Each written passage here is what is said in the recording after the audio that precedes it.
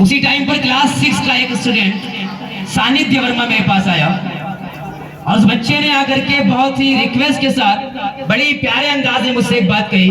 कहा सर, मैंने अंशुमान भैया को, यानी जिस बच्चे ने अभी यहाँ पर स्पीच दी थी, अंशुमान भैया को आपको एक नज्म, एक कोई पोम सिखाते हुए देखा था।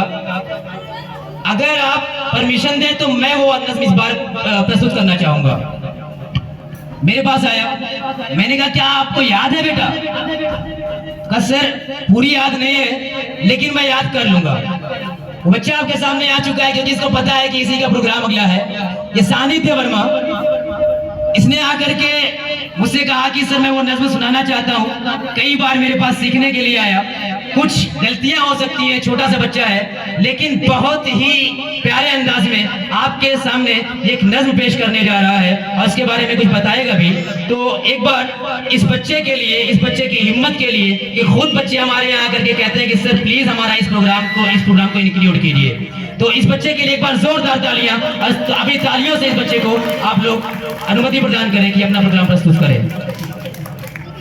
Good morning all of you, respected manager sir, principal sir, esteemed teachers and all my dear friends. My name is Sanit Verma from class 6 और मैं आज आपके सामने एक नज्म प्रस्तुत करने जा रहा हूँ कि पहला लाइन है, वही आंगन वही खिड़की वही दरिया आता है, वही आंगन वही खिड़की वही दरिया आता है, अकेला जब भी होता हूँ मुझे घर याद आता है, अकेला जब भी होता हूँ मुझे घर याद आता है, मेरे सीने की हिचकी भी मुझे खुलकर बताती है, मेरे सीने की हिचकी भी मुझे खुलकर बताती है। तालियां होती रहे।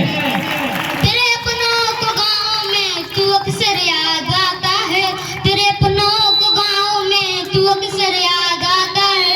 हम नहीं पढ़ते, शुरू करते कि जो अपने पास हो उनकी कोई कीमत नहीं होती, जो अपने पास हो उनकी कोई कीमत नहीं होती, मेरे भाई का ही ले लो बिछड़ कर याद आता है। क्या बात है, क्या बात है, जोरदार तालियां।